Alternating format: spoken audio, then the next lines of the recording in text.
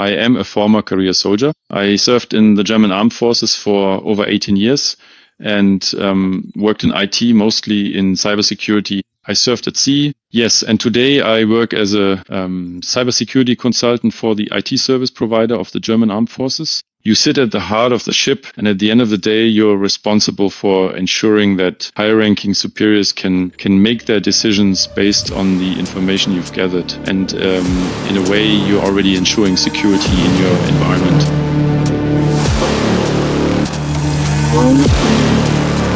Welcome to Cybersecurity Shall Be Sea-Level Priority, the podcast that puts the digital world to the test. Cyber attacks are on the rise, and data is the most valuable asset in today's world. But how can we protect what matters most to us? Drawing on the latest insights, effective strategies, and practical tools, we'll show you how to create a more secure digital environment.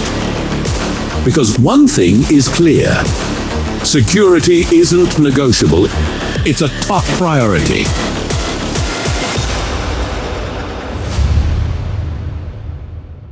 Hello and welcome to a new episode of Cybersecurity Chefsache, the podcast. Today with Olaf. Hi, Olaf. Oh, hi, Nico. For everyone who doesn't know you yet, why don't you tell us a bit about yourself? Yeah, hi. So my name's Olaf. I'm a former professional soldier. I spent over 18 years with the Bundeswehr, working in IT and above all, mostly in cybersecurity. I served at sea and also got to know various small units within the Bundeswehr. And today I work as a cybersecurity consultant for the Bundeswehr's IT service provider. And there I handle information security, conduct risk analyses, and develop security concepts according to BSI standards. Today we have an absolutely fascinating topic because we want to talk about how discipline can help in developing a security mindset. And that fits perfectly since as a former soldier, you've acquired certain disciplines. And of course, military discipline is an important part of the training. How would you describe your career in the military? So what did you do? How did you get started? And above all, how did you actually get into IT and cybersecurity in the Bundeswehr? Well, I think my path wasn't exactly the typical one. I did a regular apprenticeship back then at Telecom as a systems electronics technician. And in my family, there was already a bit of a military background. So my grandfather was a soldier. My mother was an officer's daughter. My cousin also went to sea, and my dad sailed as a civilian. So at some point, the desire to go to sea came up, and I ended up combining that with joining the Bundeswehr. Right. And then after my training, I went straight to the Bundeswehr, but not directly back into IT. Instead, I joined what was called Surface Operations Service. And on board, I basically did airspace and maritime surveillance. And for that, you really need a lot of discipline and a certain mindset, because at the end of the day, you're sitting right there in the very heart of the ship, essentially. You're in what could be called the brain or the command center of the ship, and you're really trying to take in and process everything that's happening all around you, right? Yeah, that's a super interesting topic because you just mentioned ship, Navy, and then cyber. How do those things fit together? Yeah, how do they fit together? Today, it fits together much more. Back then, the idea of cyber wasn't really there yet, but over time, I think I started in 2005, 2006. Those were my first voyages at sea. Back then, it wasn't really the case that the ships were so strongly networked with each other that we might have accessed real-time data or were possibly connected to the internet. But today, that's completely normal. I think you also talked about that once with Robert Koch. Absolutely. And Robert explained it as well. And I found it so fascinating at the time that everything in the Bundeswehr, especially in the area of cyber and OT security in the Navy, really got started back then, also thanks to him and all the colleagues, both men and women, who were involved in supporting it. I just find it so fascinating because at first, when you think of cyber, the Navy isn't the first thing that comes to my mind, maybe I'm just wired differently, but I would have thought, okay, it probably has something to do with the army, or, that it has less to do with the Navy. But now, after working in the OT field for 13 years, and having been involved in several maritime projects, I obviously know that a ship is also a highly complex system, which in the end is nothing other than, an OT control system on land. My goodness. And in the end, it has to be just as secure. And that's why I find it really interesting that everything basically started with the Navy back then and only later was transferred to land. But now that we're at this point, when you left the Navy, how did your career develop from there? Where did you go after that? Yes, exactly. In 2014, I basically went through a selection process with the Bundeswehr, and yes, I successfully completed it. I was selected for officer training, and as part of that, you attend the Bundeswehr Technical School that was near Augsburg, where the technical school was located. I earned my state-certified IT technician qualification there. That program lasted 3 years. 3 years, exactly. After that, you have an additional 8-month course at the beautiful Naval Academy in Murvik. People jokingly call it the Hogwarts of the Navy. And as part of that, you have to be reassigned once the training here is completed. And I received a follow-up assignment in the Ulm area. There I was stationed at the multinational command as a cyber analyst. Yes, and that's where it all really started. My involvement with cyber topics kept deepening with NATO, the Bundeswehr, and so on. What I find so fascinating is that back then I also worked at a company with 2 ex-soldiers colleagues of yours who told me a lot about the Bundeswehr, how things worked there and what experiences they had. How did your time in the Bundeswehr shape you, especially in terms of security and above all your security mindset? Were there any particular moments that really changed you where you thought, hey, I never saw it that way before? Basically, when you join the Bundeswehr, you always go through basic training where you develop a certain basic sense of fundamental understanding.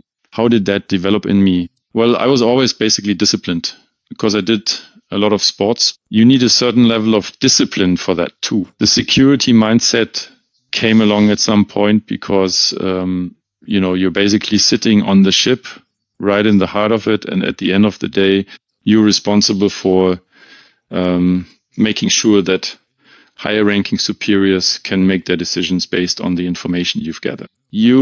That's basically you. You're essentially already responsible for the security of your environment. At the end of the day, it's also about how we're able to defend ourselves. And that's really where the first thoughts about security started to develop for me. At the end of the day, you also have to imagine that you are sailing through the Indian Ocean, making sure to watch out for where there might be a pirate ship, a merchant ship, or even an aircraft that might want to attack you or otherwise interfere with you have a mission to accomplish, and they're trying to prevent you from completing that mission. And that's basically it. You're already ensuring security in your surroundings. You just mentioned it. What does a security mindset mean to you? I think that's always a bit difficult to answer because everyone approaches it a little differently. Maybe I'll give you my definition. For me, mindset always means that we need to have this way of thinking in our heads to ask, okay, how do we think about security? How should we deal with security? This topic, the vigilance, the sense of responsibility, that's what mindset means to me. And that's why I always talk about a mindset change, because many people don't see the responsibility as their own. A lot of people also say when it comes to awareness, I don't need any of that. It doesn't concern me. And for me, that's exactly a mindset issue to say, I need to understand how important the topic of cybersecurity is, what responsibility I have to take for it, and also how vigilant I need to be when dealing with this subject. In the military, it's like this. You have to be constantly alert because you're constantly facing changing situations. For example, you're on guard duty, you're assigned to a watch, sometimes even in the middle of the night, and you always have to stay alert. You always have to be present. If something happens, is there something here? Is there something there? And it's not good to become careless there, because you're on watch to protect your group, your larger unit, or even your ship. When I was sitting on the ship watching the radar, I was on my shift. There were over 200 people on board, and you always had to stay alert. And that kind of vigilance also carries over into the cyber world. So you're always in a state of security. So when you're there, it's also, I think it's always this vigilance. I believe that's really the best way to put it. You're touching on a really interesting point for me there. I'd like to dig a bit deeper into that, because we want to shed some light on what discipline can actually change when it comes to mindset, or rather how important discipline is for mindset. You just mentioned a topic, especially from your time in the military. You always had to be vigilant. Now, looking at your current career path as well, which we'll get into more detail about later, but also looking back then, can't routines also cause you to lose vigilance? Because that's something I keep seeing with clients and partners alike. When we talk about security, I agree with you. This vigilance is extremely important, and it's crucial to pay attention to it.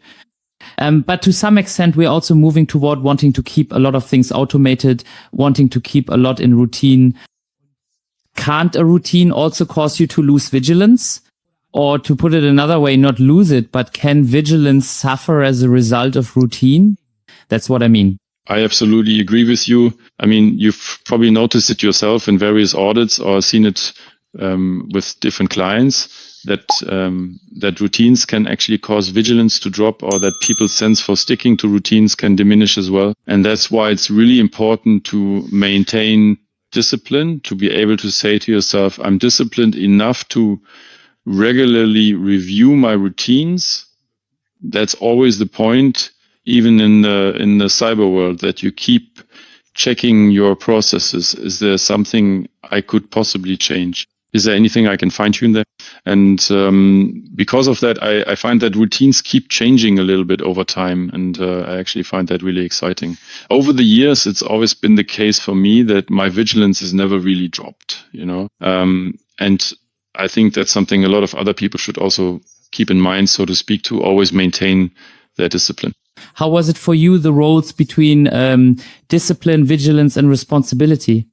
Did you have a kind of balance there, or was there one area that you focused on in particular? Well, over the years, it actually always balanced out because you of course, at some point, you start out as a journeyman, you start at some point. But in the Bundeswehr, even at the lower ranks, in the lower rank range, you're already given responsibility, a lot of responsibility. And when you're at sea, I think it's always this collective big mindset that you have at the end of the day, right? It's always about the mission. It's not about my ego, It's always about the task that you're pursuing. And so I think that actually always keeps things pretty well generally organized. Maybe a personal question. To what extent has your private life changed because of, the topic of discipline? We have. You're just a bit more influenced by a soldier's mindset, right? I think sometimes my wife finds it a bit funny when those soldierly routines come back again. I haven't been working as a soldier for just over a year now, but she's also noticed that I've become a bit more relaxed. My tone has changed, As a soldier, you're always very direct, I think. It's always like, how do you say, people used to say it was like machine gun fire, right? Like bam, bam, bam, bam. That's sometimes how the language sounds. It can be harsh at times, but it's direct and it's clear, clear instructions help you make clear decisions. That's, as a soldier, that's essential, right? These days, as a civilian employee, you just can't do that anymore. You can't just cut off a CEO or a colleague all the time, so to speak. And some people find the military way of speaking to be very, very unpleasant, Yes, I believe that. So my experience was the same when I had, as I said, when I had colleagues, especially in the military sector. That was basically the biggest adjustment for someone moving from the military to the private sector, not giving up the discipline, but simply changing the way of speaking and how things are usually done. and also expressing your own opinion sometimes. I think that was the biggest challenge, right? So not always just command and obedience, but also sometimes saying, well, this is how I see it and let's discuss it. That just wasn't the case at all in the beginning, right? You'd say, okay, you could do it this way. And then the person would wait and ask, well, Nico, how do you want it done? So that I definitely noticed that this was something people really struggled with at the beginning. How did you deal with that? I mean, the very first point of contact. So if you have a soldier, you encounter this harsh language, was that hurtful for you? Or did you develop any strategies to help these people so that they could adapt better? Because, I mean, I know that one colleague, and it was already told me back then, I think it's harder to get. It's very, very difficult to get the soldier out of someone, especially to change the way they speak. So how did you approach that? Well, for me, it was very clear that you have to bring a lot of understanding. So for me, it was absolutely no problem if he occasionally slipped back into that role. On the contrary, I always had to encourage him to be more independent, to do things on his own. Go ahead and do it. Make that decision yourself. You don't need my feedback for that. Also kind of building him up and saying, you're allowed to decide for yourself. You don't need to ask me. I think, as with everything in life, understanding is the be all and end all. You have to show understanding. You have to understand that that's just how it is. And you shouldn't let it discourage you if, let's say, you fall back into old habits again, right? So, relapses happened again and again. And what always helped was working through it and coming back to it and saying, look, you don't have to do it that way. You can do it this or that way. And that led to things working out pretty quickly for both colleagues, right?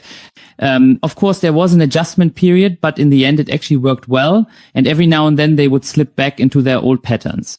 But as I said, with understanding and by just explaining things over and over again, you can actually manage it quite well. Yeah, I see it the same way, Well, I mean, over the years, I've learned it too. And I think that's also the case when you move up to a higher rank or higher training levels in the Bundeswehr. At some point, you just learn to take on responsibility yourself and to make your own decisions. I mean, well, basically, we actually do that from the very beginning. But at some point, I just realized for myself, yeah, of course, I make the decisions. I've also had to make tough decisions, even as an officer.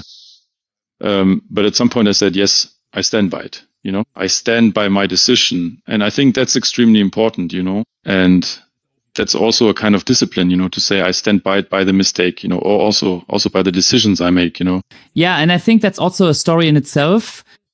Now, to come back to Zimmer again, mindset is also constantly changing, right?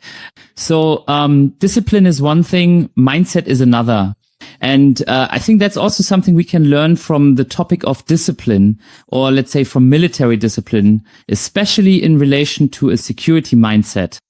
Of course, it's good to choose a path and to keep following that path. But it's also important to think about how things are changing. So, as they always say in information security, you could have a continuous improvement process. I think that's also important when it comes to mindset, right? You can't just stay stuck with your mindset. You always have to look at how you can further develop it, or rather how you can grow along with it. And I think that's also a very important component. But as you already mentioned, you then took the path, you made the transition from the Bundeswehr into the private sector. And I think that's also super interesting.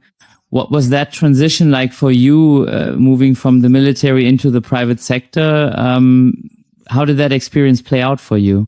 Well, I had a lot of conversations with friends, with family, and also with former colleagues. And at some point, I made the decision for myself, especially since I actually came from a civilian background. I did my apprenticeship in the civilian sector. My wife also worked for years in a civilian company, so we always stayed in touch with that world. You build up a large civilian network, and at some point, you get encouraged to think, hey, wouldn't that be interesting for you as well? Also, since I was a career soldier, so basically, I already pretty much had my pension secured. And it just kept getting more interesting. There were exciting projects in the civilian sector. So I simply thought, yeah, why not give it a try? Right. I then there are certain options, where you can, let's say, be seconded or assigned elsewhere. So the career soldier status is put on hold, and then you can be seconded, let's say, to partner companies that work very closely with the Bundeswehr for a certain period of time. But that option didn't really present itself for me. And at some point, I just made the tough decision to leave the Bundeswehr. A lot of people shook their heads. A lot of people just didn't see it that way. They also didn't think it was a good idea. They told me that too. I can absolutely understand that. But, my mindset just developed in a certain direction to say, okay, I've made this decision now and I'm going to see it through. That also takes a certain amount of discipline. Yes. And I received a lot of positive feedback, but of course also some negative. That's just part of it, And I have to say, even today, I simply don't regret the step I've taken. I always tell my boss that too. That's what I always said from the beginning. I still get up in the morning with a smile on my face, and I think that's still a really good thing. That was always a really good sign too. But it's also, one has to say, it's a very, very big step to leave everything behind. All the experience you've gained, the entire network you've built up as a soldier, to leave all that behind. And of course, it's also a big financial leap you take, So you're basically giving up a lot in that sense. So there's always a certain feeling of fear that comes with it, Will everything work out? Will I be accepted like this? Will my soldierly nature, what I've learned, be accepted? Will I change? Will I change my mindset? Will I change the way I speak? And will I maybe get support if I ever have problems? But up to now, everything has worked out really well. Where would you say the biggest personal challenge was for you in making this transition? Was it really, as you mentioned at the beginning, this military drill that just doesn't go over as well in the private sector? Or was there something else where you'd say, that was my biggest challenge in making this transition? My biggest personal challenge was also changing my mindset, Because, it's always this, you have certain fears. That's one thing. You have to learn how to deal with that. You have to adjust your routines. It was also always a really big challenge that you constantly had to, because now things work differently. You always had a constantly structured day. You got up in the morning, you drove to work, you went through your morning routines. At the end of the day, you had your processes. And now you're in civilian life. For me, it's still like this. I always get up at exactly the same time. In the morning, I take the kids to kindergarten or school, and then I sit down at my computer. I still go through certain routines, get my first information for the day, and then basically start working on my projects. And before, it was always like this. You had certain work assignments that you completed, but on top of that, you also had military training, sports, shooting practice, marching, NBC training, and so on and so forth. And that's spread out over the whole year, So there are a lot of things coming your way that aren't just about your job. And now it's purely about focusing on the work. And what were you able to take from military discipline into the private sector? What, so to speak, helped you with this mindset change? Staying calm. Always staying calm and always trusting in what I've learned. And above all, remaining steadfast. So always sticking to what I've decided is the right path. Of course, you can always make adjustments in certain areas. You should do that from time to time. That's why, I've always been a fan of the PDCA cycle too. And that's actually always helped me to say, okay, stick with it. Don't change, don't give up. Giving up, that would have been, I think I could have called the Bundeswehr at any time and said, I want to come back. And my personal manager at the time just said, yeah, if you ever feel like coming back, just let us know, and I still haven't done it to this day. But that's also an interesting topic, because if you bring it back to the subject of security mindset, those are exactly the values you should have in a security mindset, right? This staying calm, I always talk about the headless chicken mode, When something happens, everyone runs around frantically and tries to do something. And in doing so, they end up, in quotation marks, maneuvering themselves into bigger problems instead of approaching the issue calmly and thoughtfully. I mean, I can say that comfortably from my own situation, you know. A lot of people are simply overwhelmed by it and have no idea what's happening. And then they always end up in headless chicken mode. But I think that's where mindset helps. That's where discipline comes in. And as you also said, especially this mental process of constantly reminding yourself, what am I capable of and what have I been trained for? I think that's also very important to have that self-confidence and also the confidence to say, okay, we can do this, we can handle it. Never, right? So, I think that's already an important point that you can generally include when it comes to the topic of a security mindset, or say, guys, don't run around like headless chickens, but instead maybe take a moment to think in the back of your mind, what am I actually capable of? Where are my strengths? And then focus exactly on those instead of trying to somehow make the impossible possible. That's exactly what happens in the crisis, right? You really start to lose your head because your stress level just goes through the roof, you know? A flood of information comes at you. And you have to try to say, okay, I'll take the information and process it first. Okay, set it aside for now. Is this actually relevant for me right now? And always in small steps, so to speak. And then at some point to a certain, and then, I mean, that's what you have your staff for, your crisis team. So you can assess the situation and then say, okay, I'm making the following decision now, you know? And in the Bundeswehr, it was like this. I would always work out two options for my boss. Well, I would always come up with two possible decisions, but I would always recommend the one I personally favored. And basically that path was always the one that was taken. It always somehow worked out, you know, and nothing is impossible. So I always have this mindset for myself.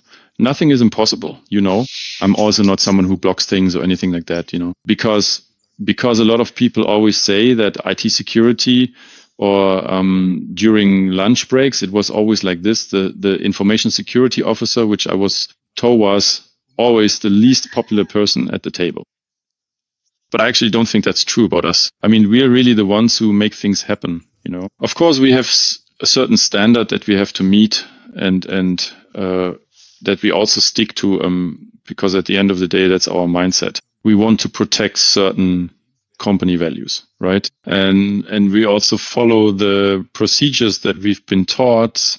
Sometimes that means we can be a bit stubborn and rigid, you know, well, not rigid exactly, but we stubbornly stick to the path. So, and then we have a left and a right boundary.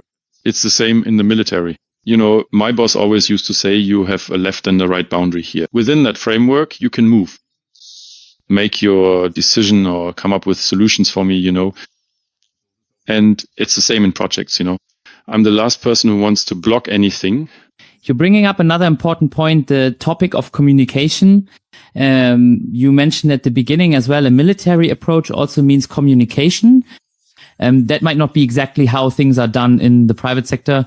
Although I can tell you, I have a Russian wife, and sometimes I think, wow, she's being rude now, or she's really angry. And in reality, she's just telling her father, I love you, so to speak. I think communication, depending on how you do it, can be very different, especially across languages. But especially when we're talking about a security mindset, clear and calm communication about security issues is, of course, important. Looking back, how do you see this now for yourself in terms of the relationship between the private sector and the military? Do you think that communication was also, let's say, a success factor for discipline? So communication is, I think, important in every respect. I mean, for soldiers, or as a soldier, it's also the case that if my superior hasn't communicated, then what am I supposed to do, right? So then I'm left, as we say in the Navy or in Northern Germany, standing awkwardly in the lee, you know, in a vacuum. And of course, I could just go off and do something, right? But will that lead to success? So will that mean I fulfill my assignment or, you know, basically achieve my superior's goal? Or at the end of the day, will I also achieve the company's objective, right? Communication is the key to everything. So whether it's in project management or in security, it's extremely important. And yes, in your personal life, you said it yourself, even with your wife, communication is extremely important. And sometimes, it can happen that she says something, she phrases it one way, but actually means something else, right? So, of course, that means you have to talk about a lot of things. And in security, it's like this. My feeling in the projects I'm currently involved with, you have Tower, you get the CISO area, for example, naturally brings a lot of regulatory requirements with it. And at the end of the day, the projects just throw up their hands in despair. What am I supposed to do? So, and then I come in as a consultant and say, it's not a big deal. I'll put it in order for you. I'll communicate it for you. And I'll also build the bridge for you to the CISO area. It's not rocket science, right? And that's also, as you've often mentioned, you don't sell security through fear. It's always about participation, right? It's life. You have to live it yourself and you don't sell it through fear. And fear, I think, if you communicate through fear, people shut down, they close themselves off. And it's the same with soldiers. And generally in the military as well, if you try to lead through fear, people will run away. Maybe an interesting question on that. What do you think companies in the private sector can adopt from military thinking? And what should they absolutely not adopt? Well, soldiers are very strong leaders. That's definitely something you can take away from it. And also the discipline they showed every day, that's extremely important. And yes, that's really the point, isn't it? Security mindset. So we have soldiers, former soldiers, who have a very good, very strong sense of security, and they always combine that with their discipline. You have to understand they've built up routines over years, and that's also how they develop plans, right? With routines, with standards, and they're always very, very disciplined about that. And I think that's something companies can really benefit from, and above all, make use of that potential. Not to say, oh, you're a former soldier, well, just settle in first or something like that. No. Use that potential, right? That's extremely important. Now, maybe another question for the audience, especially those with a military background. What tips would you give to people who are currently working in the military, in the field of cybersecurity, and are now considering whether or not to move into the private sector? What tips would I give? Don't be afraid. It doesn't hurt. People in civilian companies don't bite.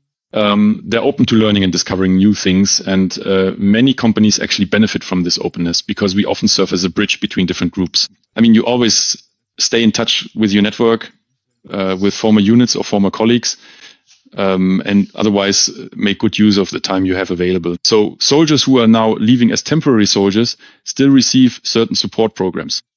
They really should use that time invested in training to further educate themselves so that they can reach their full potential, especially if they're going into the security field, so they can really make the most of their abilities. Yeah, great. Thank you. Maybe to wrap things up, something I'd also like to know, what would be your wish for the future when it comes to a security mindset? What should everyone bring to the table? Or rather, what is it that makes you say, this is why I get up every day to achieve exactly that? So what do we actually still need to do to develop a better mindset? I think sometimes it's really, really hard to put that into words because as a soldier, I just live it every day for myself. I have my routines. I have my mindset. I think that's a huge advantage for you as a soldier because... Yes, exactly. That's the big advantage. But how do you see it? I mean, how do you convey? So how do you live it yourself? You're also in the security field every day. How would you describe that for yourself? Well, I can tell you, and I've mentioned it several times on the podcast, my final boss is my wife. She knows that too. So, she listens to this anyway. Hi, honey, I love you. But from a security mindset perspective, she's the complete opposite of me. She uses the same password everywhere. She downloads anything that isn't nailed down. So, for example, when kids are visiting us and they want to draw something, she just downloads random mandalas and other stuff from all sorts of websites with all kinds of attachments. And I only notice this regularly on my firewall because I have a really, really good firewall at home. Blocked. And at some point, I always get a message from my wife. Honey, I got kicked out of the Wi-Fi again. What did I do this time? And that's just, you could say it's the complete opposite. But I think the reason we always manage to work it out isn't, I believe this is what's most important when it comes to mindset. Just explaining things, always saying, look, honey, not like you idiot, you did this and that, but really, look, honey, this and that just happened. Remember to keep that in mind. I've been doing this for 4 years now. And I'll keep doing it this way for the next 15 or 20 years because I know exactly that she just doesn't see this mindset. And I think that's also a super important part of it. If you don't see the mindsetter, to put it another way, if you're not open to it, it's just like, can you be hypnotized? Yes or no? I also think a lot of it depends on whether you want it or not. And it's the same with the security mindset. Do you want to have a security mindset or not? If you don't want to have, unlike my wife, for example, you won't be able to get it. No matter what I do, no matter what I try, that means I have to figure out how to build a system around my wife, so to speak, so that she doesn't cause any harm to it or suffer any harm herself. And to bring this back to a broader perspective, I think that in our society, this collective mindset for security just isn't a focus for many people yet. That's why I always say at trade fairs, events, or even when I do live hacking demonstrations, I don't talk about the company. I always talk about the individual. I show them how I can access private cameras. I show them how easy it is to get past the Fritz box and so on and so forth. In other words, I always show something personal because that's the only way it eventually clicks for people. If I show them now, yes, personal involvement. Yes, exactly. Creating personal involvement. If I tell them now, if you're not careful, your company phone will get hacked. They just think, well, it's only a company phone. I don't really care. And I think that's the biggest challenge for me when we talk about mindset. First, getting people to even accept the idea of thinking about a security mindset, and then really recognizing the importance of this topic. And I think that's where you and many others, as well, especially those from a military background, have a huge advantage, because you simply acquired this mindset as part of your training, regardless of whether it was specifically about security.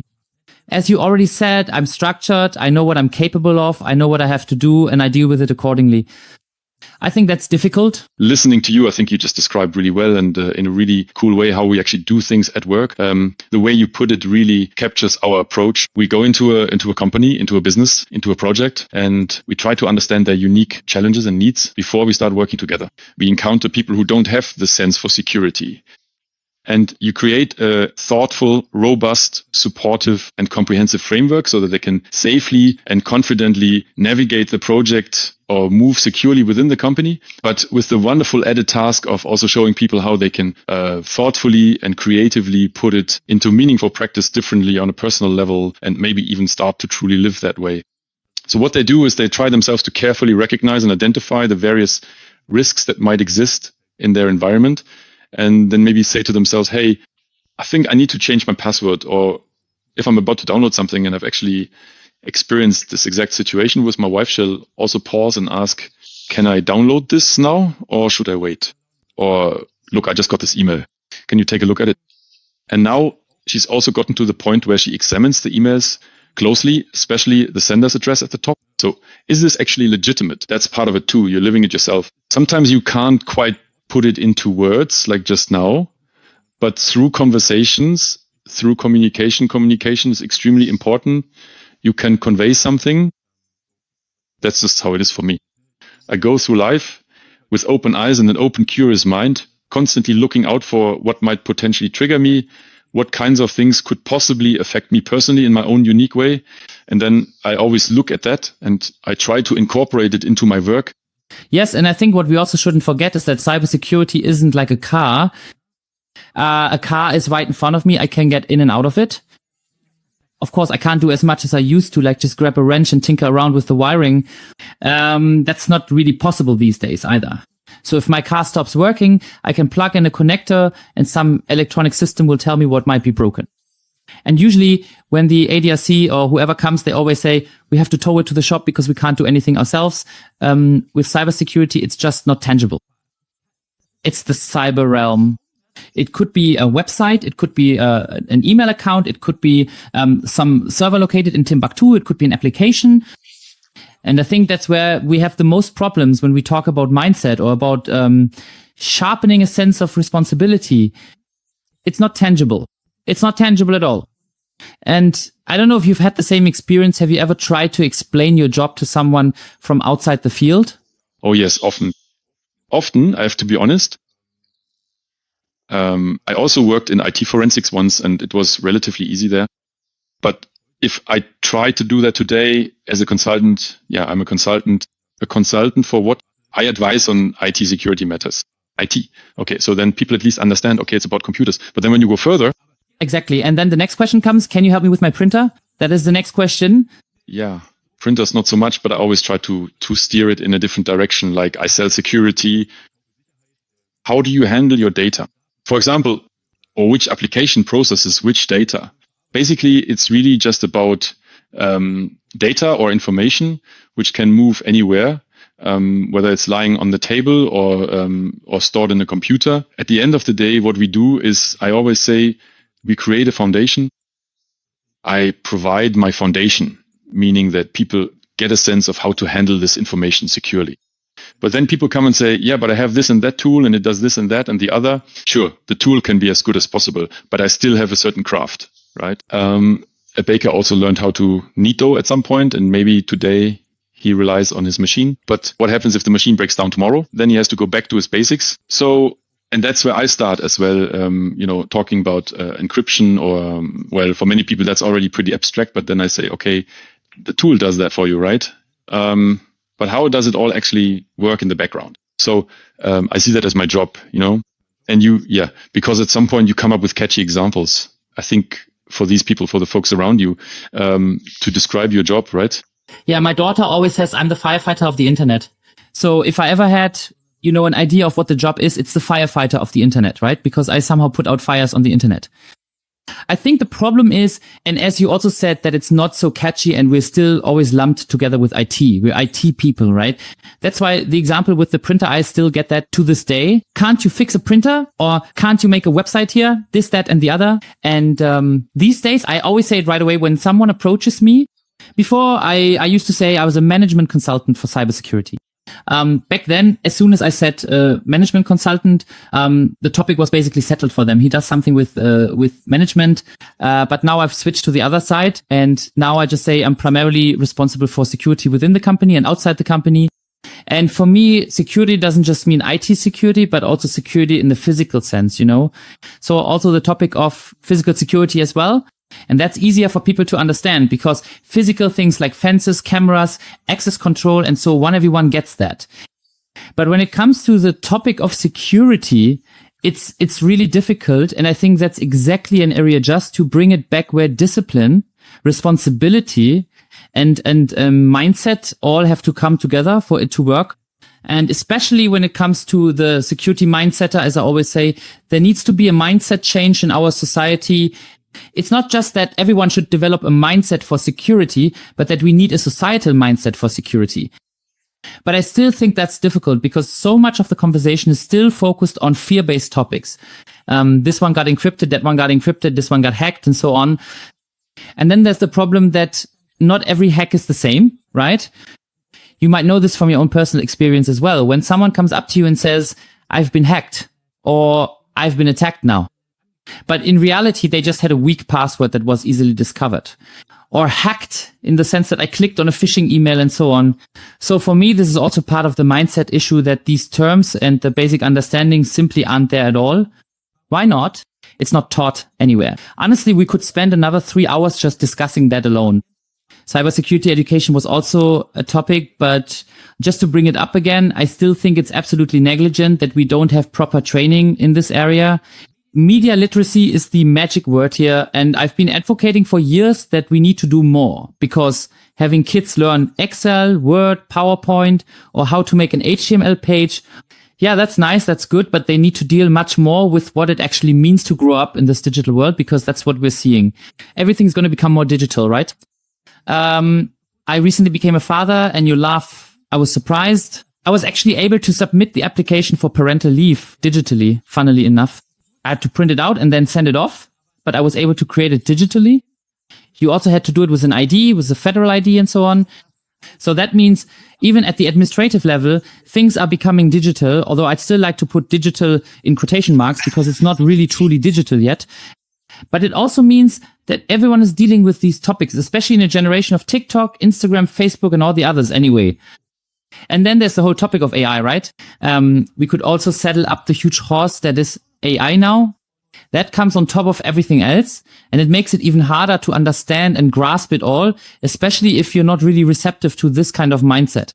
But I think as fathers who work in this field, we are more likely to pass this on to our children. And I also see this at my older daughter's school.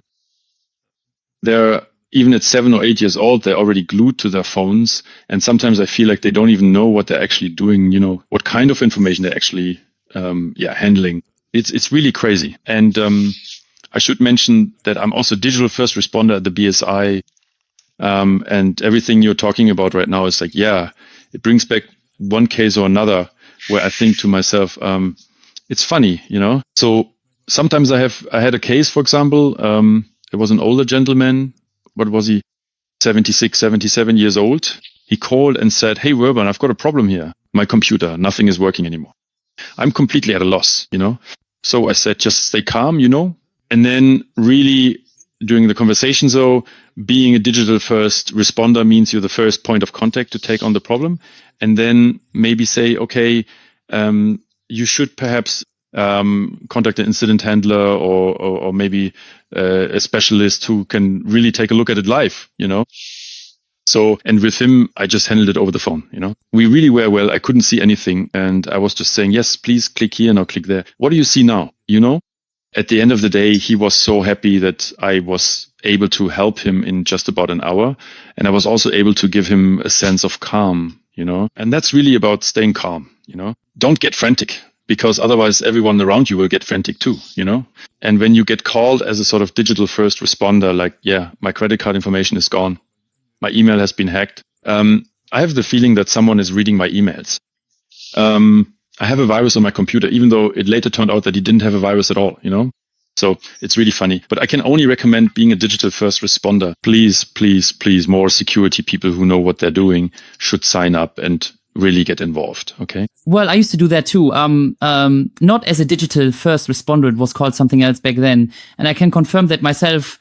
There were all sorts of people reaching out, really everyone under the sun. And what's always interesting is that everyone falls into this quick send it off mode. Everyone immediately saw everything in black and painted the worst case scenario. Like, oh, the media is saying this and now my data is gone and so on. And that's also an issue that we've been struggling with for years now, this whole topic of fear, because fear paralyzes people, that yourself. And when people are paralyzed, then things just can't work as well. And I think that's also an important issue.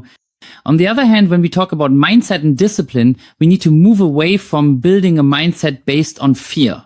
Instead, we have to build a mindset with the values we've already discussed and not with fear, because for me, fear creates exactly the wrong kind of mindset. And that's exactly the point where people start saying, well, what am I supposed to do with that? It doesn't affect me anyway. There's nothing I can do about it now anyway. I've also seen people who just gave up. They said, well, that's just how it is. Then, well, that's just the way it is for me now. Yeah, then they say to themselves, well, now I'm the one who has to deal with the damage. Then I just have to call the bank and explain the situation. And that's that. Then I say, but it's the same when you have someone who says, yeah, my account got hacked. So what do you do then? So then they really call you in a panic and say, yeah, what should I do now? Well, I have my routines. I have my disciplines. I stick to rules or to processes that I once developed for myself or that were taught to me at some point, and then I might have adapted or improved them for myself, And then I just go through them in my head. Have they already done this? Have you already done this? This. So basically like a checklist at the end of the day. And then you come to a meeting, you give your assessment. You say something like, okay, we can go down the following path now. But you have to decide, right?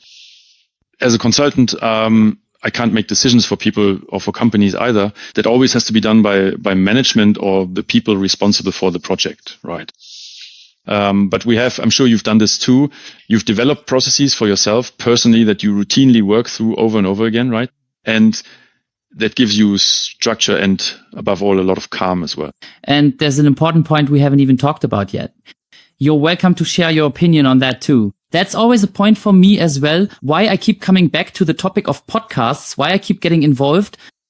Trust is also a super important factor, not just for mindset, but in general, because trust can also create a culture. How do you see it? I basically don't trust anyone. No, just kidding. Yes, trust is extremely important, right? Especially when I'm dealing with data or information where I say no one else can know this at the end of the day. Right. So I really have to try to use certain techniques to make sure that the information is always obfuscated at the end of the day. Right. But there are many approaches like zero trust where you simply say, I don't trust anyone. Right. In that case, the person has to authenticate themselves and so on and so forth. But first, you have to trust the zero trust approach. That's already the problem. What actually is zero trust? That's already the question. Yes, exactly. That's one of the things, right? Trust is, I think, in a company, well, I certainly come in with a lot of credit in advance as a consultant when people already say, yeah, here, security consultant for, right, is now responsible for us or helps and supports us. So you already come in with a lot of goodwill. At the end of the day, people already trust you, right? And people also trust in your education, in what you have learned and what you are now passing on, right? And I always see myself as a security specialist. I basically don't trust anyone at first, and then I look at who I can trust. So in turn, we have procedures that we simply routinely check. We create an overview of the situation that we're currently facing and carefully assess it for ourselves, and then we build our work on that accordingly. Yeah, and I think what you also shouldn't forget, let me give another example when we talk about trust, right? Let's take as an example, if I didn't trust my wife, and because I wouldn't trust her, I'd install a tracker on her phone or something like that so I could check every 24 seconds where she is or isn't. Yeah, then I could say, now I trust the whole thing. But on the other hand, what kind of trust is that? On what basis is this trust formed? And it's exactly the same the other way around. For example, in the field of cybersecurity, of course, I can create trust in some way, like saying, I have this product now and I trust it, so now I'm secure. But I always have to keep in mind that just a product, or in quotation marks, the other exemplar, mobile app that tracks location, doesn't actually create trust for me, right? I mean, as an EXA, she could go shopping or go to a park and still meet up with someone and I just wouldn't know. That means if I have a problem with trust, then an app doesn't really help me to regain my trust either. It's more like, in my mind, in the back of my head, I think now I have trust again. But no, I don't actually have trust. I still have mistrust. And it's the same in security. Building trust just by introducing some app or some process, that's not real trust. There's still mistrust in the whole thing, and it's just a control measure that's being implemented. And that's why you should always consider whether simply trying to regain trust through some kind of software is really the right approach. But you can break it down like that, right? You just mentioned your wife. Like, what do you do? What do you do with your wife so that she trusts you at the end of the day? I mean, in the end, it's no different. It's just like, okay, I get to know the person. I ask my questions and so on and so forth. I give nice gifts. You spend a lot of time together, right? And I think it's the same in a company at the end of the day. You spend a lot of time together, you communicate with each other, you get to know each other, and at some point you evaluate like, yeah, this person, this fits, this feels right. Maybe we have the same approach, and then we go down that path together. Over time, as I spend time with that person, trust develops, right? And at some point you decide, yeah, you get married, and you have kids together because you just say, wow, great guy or great woman. And it's the same in a company. It's no different, right? At some point, the recruiter calls and says, hey, wouldn't you maybe be interested in working with us? We are such and such company. We offer you this and that kind of environment. And then you evaluate it for yourself because they're introducing themselves. You're introducing yourself and then you say, hey, yeah, cool combination. We can give it a try, right? And that's already the first sign of trust, right? And of course, there are plenty of moments where that trust can be lost again. Like, for example, how do I handle the company's data? No, well. Absolutely. And I think trust is not a one-way street, right? So also right, trust is a path that goes both ways. And sometimes you have to earn someone's trust. That's always a topic as well. And especially when we're talking about zero trust, it's not enough to just say, I don't trust anyone. It's also about constantly questioning the trust you have in those you do trust and checking whether they still deserve that trust or if at some point you need to withdraw it. But it's an interesting, also a fascinating topic, right? I think that's something you could talk about for hours again. Maybe to wrap things up, one last question for you personally. When you look back on your life today, not just your job, but also your private life, what does security mean to you today? In a general sense, what does security mean to you today? For me, security means being able to move safely in my environment without having an accident and without being discredited or having any misinformation or false information spread about me, for example. That's also how I shape my environment at the end of the day. I share what I want to share. I make that decision actively. And I also pay close attention to what I share. So what information do I disclose? I think a lot still needs to change for many people, because you see a lot of people who share a lot of information without even realizing it. And I think that's also one of the significant tasks and responsibilities we have in our daily work, like you do with your podcast. So help change people's security mindset.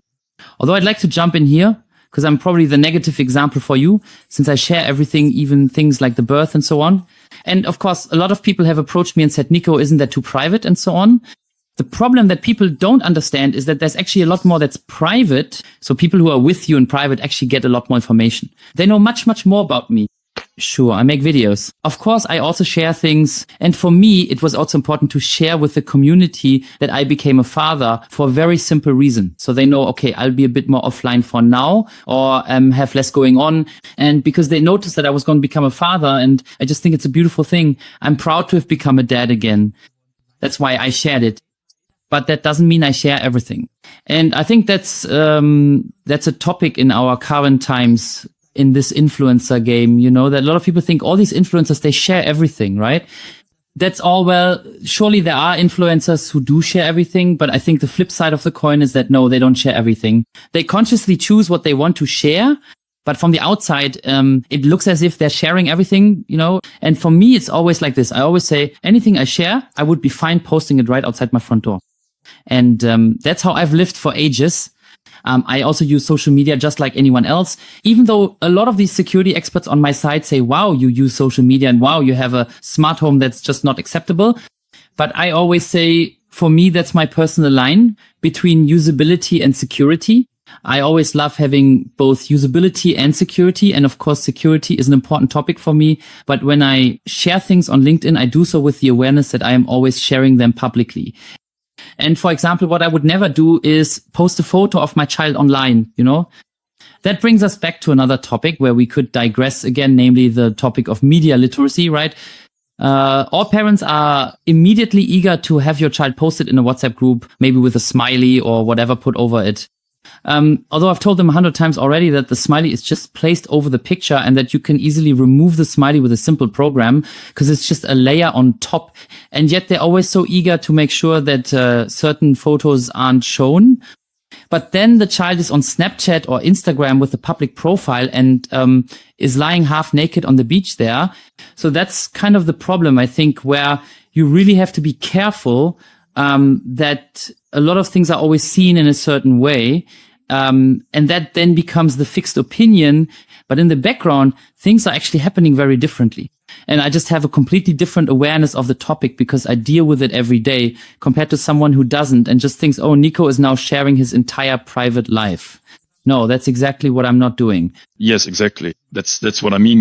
You actively decide for yourself because you have a certain mindset where you say, this is safe for me, And I also just want to share that. But as you said yourself, I don't post a photo of my child on the internet and say, this is my child. No, I made that decision actively. I actively decided. I'm telling you that I became a dad. But what my child looks like, I will never show you. Something like that, Yes. And I think it's also really important to think for yourself about what data you reveal and how you reveal it. That's something that also has to be part of your mindset. Also just to say, okay, there isn't just one mindset, but for me, my mindset is I do it and I feel good about it. Yes, exactly. And that's what makes it pleasant at the end of the day. Thank you, Olaf, for the interesting discussion with you.